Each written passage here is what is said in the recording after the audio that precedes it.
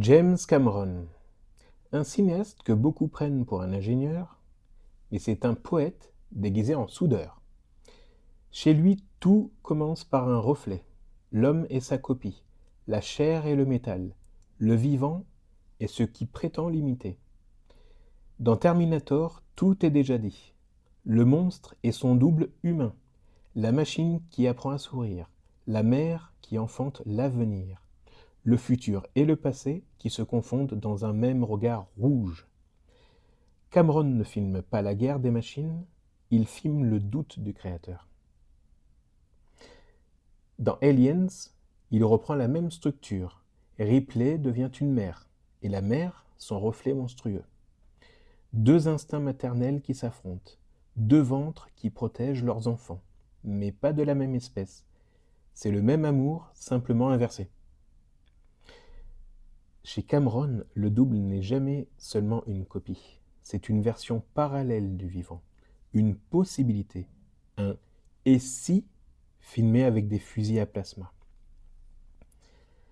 Dans True Lies, il s'amuse. Schwarzenegger mène une double vie, mari modèle et espion, et face à lui, son double grotesque, Bill Paxton, qui se fait passer pour un espion auprès de la femme du vrai espion. C'est du burlesque métaphysique.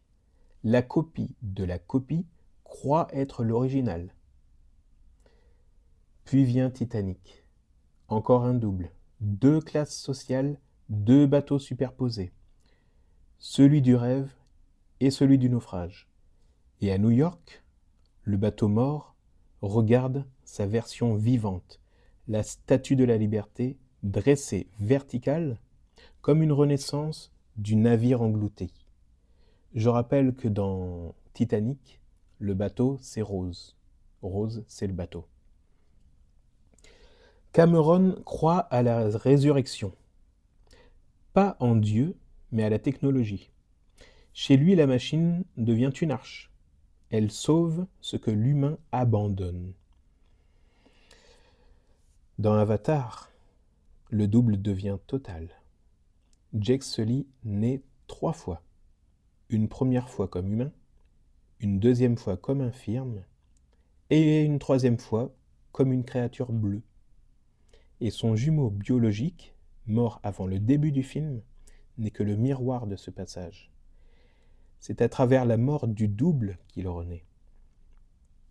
Le rêve de Cameron, c'est de transférer la conscience, de ne plus faire de différence entre le corps et le signal, de survivre, pixel après pixel. Chez Cameron, le double, ce n'est pas l'ennemi, c'est la promesse.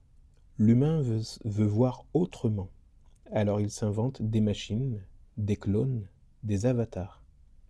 Et à force de chercher son reflet, il finit par devenir lumière. James Cameron ne filme pas le futur, il filme notre mue.